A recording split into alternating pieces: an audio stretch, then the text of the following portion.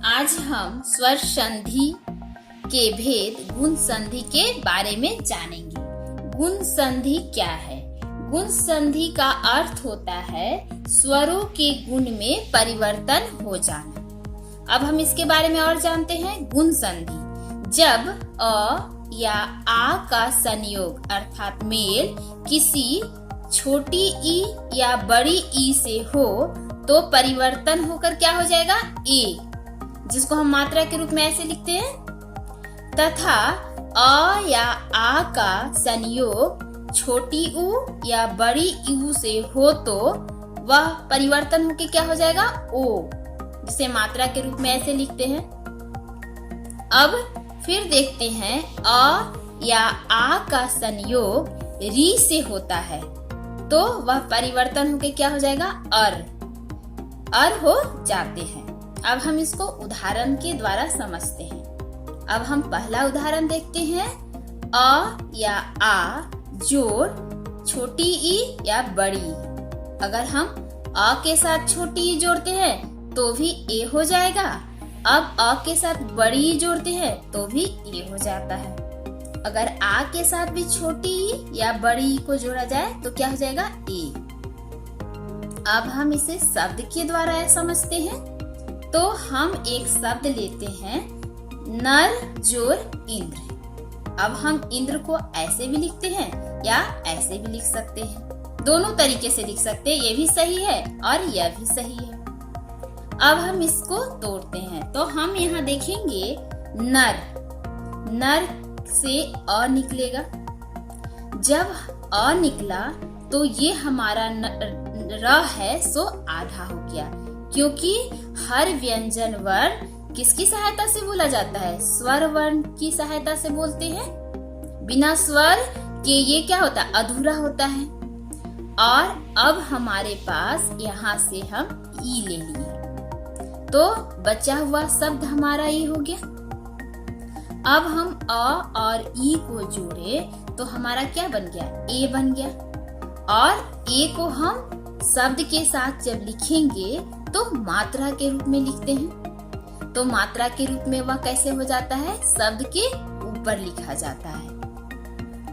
अब हमारा यहाँ जो शब्द नर था वह अ के बिना आधा हो गया र, तो ये ई की सहायता से ये र पूरा हो गया और बचे हुए शब्द को हम जोड़ दिए तो हमारा बन गया नरेंद्र।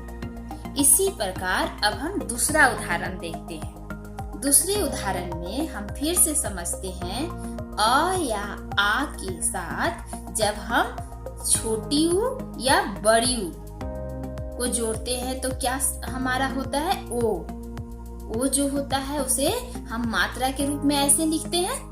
अब इसे भी एक शब्द के द्वारा देखते हैं तो हम देखते हैं पर जोड़ उपकार। एक शब्द है हमारे पास। अब हम पर में से अ निकालते हैं तो हमारा र क्या हो जाएगा? आधा हो जाएगा। और इधर जो हमारा ये ऊ है ये यहाँ आ गया। अ और ऊ दोनों मिलकर क्या हो गया? ओ हो गया। और बचा हुआ शब्द हमारा यहाँ लिख दिए। अब हम इन शब्दों को जोड़ेंगे, इन वर्णों को शब्दों को जोड़ेंगे तो हमारा क्या हो जाएगा? परोपकार। अब हम आगे तीसरे उदाहरण की ओर देखते हैं। तीसरा उदाहरण हमारा फिर से हो जाएगा। अ या आ को री के साथ जोड़ते हैं। अ या आ जब री के साथ आएगा तो हमारा क्या बन जाएगा? अर, जिसमें रा क्या हो जाएगा? हमारा आधा रहता है।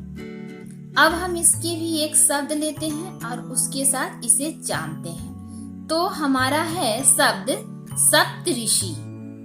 सप्तऋषि को अब हम तोड़ते हैं। तो जब हम सप्तऋषि तोड़ेंगे तो हमारा शब्द है सप्त। अब हम त के पीछे क्या छुपा हुआ है? अ को निकाल दिए तो हमारा सप्त का जो शब्द है वह क्या हो गया? त आधा हो गया। और फिर अब यहाँ से हमारा री निकल गया तो बचा हुआ शब्द हम यहाँ लिख दिए। अब जब हम इन सभी को जोड़ेंगे तो इन सभी को जोड़ने से पहले हमें एक चीज और समझना है कि सप्त जो हमारा है वह आधा त है और इस आधा त को सहारा देकर पूरा कौन करता है? अ। और हमारे पास बच गया ये र जो हमारा आधा है और ये आधा है, इसलिए यह खुद तो नहीं खड़ा हो सकता, इसलिए इसे सहारा कौन देगा? ये हमारा छोटी इकार इसे सहारा देगा। तो ये जाके इसके सर पे सवार हो गया, सर पे बैठ गया। तो हमारा इन सब को जोड़ के जो शब्द बना वह बना सप्तऋषि।